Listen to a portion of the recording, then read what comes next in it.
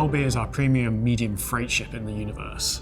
It's capable of carrying a significant amount of cargo between stations within a system or across multiple solar systems. It sits between the Hull-A, which is kind of your entry into the cargo hauling profession, and the Hull-C, which is kind of big, serious interstellar cargo hauling runs. In terms of scaling and role, the Hull-B is closer to the Hull-A in terms of gameplay flow and mechanics, without the challenges of the more complicated setup and flow of the Hull-C.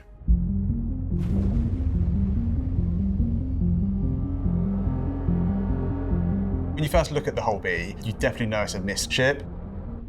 MISC is a high-end industrial manufacturer. It's a very clean art style. Visually, you kind of got these really large, clean, panelled, kind of bulbous shapes. Think about the aesthetic of the 50s and bring it to a more futuristic. You've got these really large, heavy-duty landing gear. You can clearly see it being built to take a lot of weight.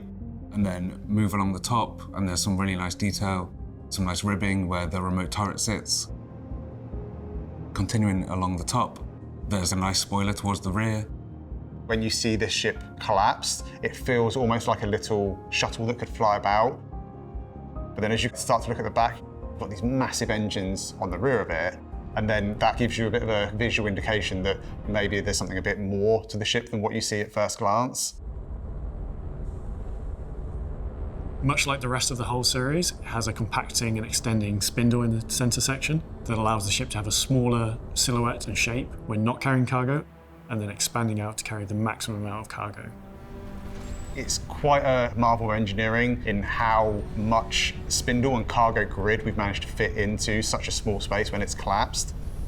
It holds 512 SCU of cargo, up to 1632 SCU crates. You can either load the cargo manually with handheld tractor beams, or the co-pilot has access to 2 front-facing remote tractor beam turrets in order to load cargo from within the vehicle. External cargo has the great benefit that it is by far the quickest to load and unload. You can simply rock up to a location and then use the tractor beams on the ship to attach and detach cargo, rather than having to thread these larger, especially the 32 SE containers, through restricted doorways at the back of ships. So you have to be smart about where you use the Hull-B. It's quick to load, but also, if you find yourself in a tricky situation, it's very quick for someone else to unload it for you. When it was first announced, it was promised to be able to land with its full capacity of cargo. However, over time, the cargo system changed, the design of ships have changed. And when you look at the Hull-A and the Hull-C, they have a sort of cross arrangement, and doing this for the Hull-B and the stated amount of cargo that we had said at the start, it just simply couldn't land without having the most comical, super long, gangly legs. So from that point onwards, we went back to concept, had multiple iterations of different cargo arrangements to suit the new capacity, and we settled on moving from the cross arrangement to rotating it 45 degrees into the X arrangement you see today. And it still looks really good when it's opened or closed, but it's still able to hold all of its cargo when landed. The Hull-B is great in that you can load it from both within hangars and external freight elevators.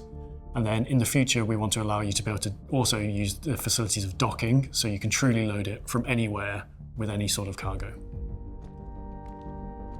Another advantage of the Hull-B compared to, say, the Caterpillar, which has a very similar amount of cargo capacity, is the Caterpillar is a large hangar and the Hull-B is a medium, so you have more accessible locations to land throughout the universe, being that there are more medium hangars in general than large. You walk into the entrance area, which has our 2 suit lockers, a weapon locker, and a small bench to prepare yourself for leaving the ship. Coming up the personnel lift, to your left is a door to engineering. This houses most of the major components for the ship and the engineering screen. Centre stage in there is the big mechanism that allows the ship to retract and extend its cargo grid. Heading to your right from the personnel lift, you walk into the main corridor. This is the main thoroughfare of the ship. This also houses some of the other components. To one side is a mess hall. You have a 2-seat table and a kitchenette. On the opposite side of the corridor is the habitation area. When you get in, you have like a bunk bed on your left, nice desk with its fridge and some shelves. You also have on the right space on the wall to hang up posters, and then the bathroom door. As you enter into the bridge of the ship, as soon as you walk in, you know you're in a MISC ship. I know the MISC dashboards can be a little bit divisive. Maybe, on some of our previous ships, we maybe pushed the size of the dashboard a little bit too far, so it was something that we were quite conscious of with the Hull-abaloo. But we have pushed the pilot and the co-pilot seat further forward, so you're kind of sat more into that letterbox, just to give you better visibility out. Very happy with the Hull-abaloo. I think it's a great ship. Looking forward to seeing lots of them populate the verse. The ship is for those people who are more serious about cargo, who are those people who need maybe slightly more cargo space than a raft, for example. I think it really is that sweet spot between cargo capacity and size.